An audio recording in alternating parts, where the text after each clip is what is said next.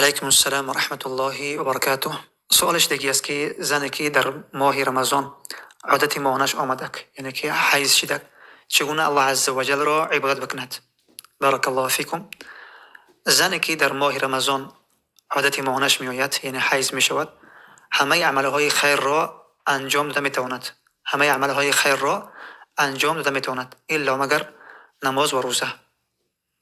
و روزه را بعد از گذشتن ماه رمضان همون چند روزی که در حالت حیض و نفاس بودن اونها را قضا می آورد و اما نماز را الله عز و جل از او عفو کرده است. اما نماز را الله عز و جل از او عفو کرده است، فقط تنها روزه را قضا می آورد. و البته این دلالت بر حرص یک شخص به عبادت الله عز و جل و علامت محبت او به الله عز و جل است که حتی در همچین حالت هم تلاش میکرد که الله عز و جل را عبادت بکند.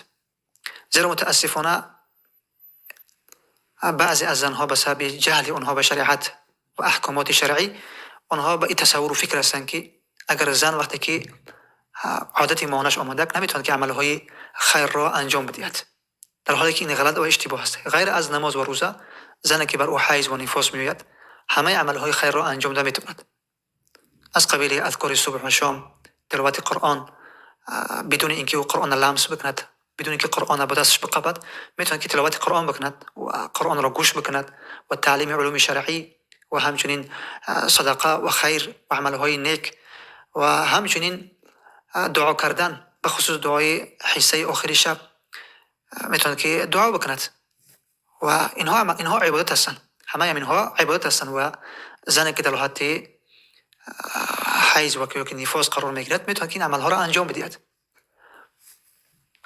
پس زنانی که در حالت در رمضان بر آنها حیض و نفاس میآید، پس نباید که بی‌پروایی و بی‌توجهی بکنن که آنها از عبادت و دعا و اذکار و عملهای خیر را انجام دادن دوری بکنن، بلکه میتونن که این عملها را انجام بدهند. بارک الله فیکم. السلام علیکم و رحمت الله و برکاته.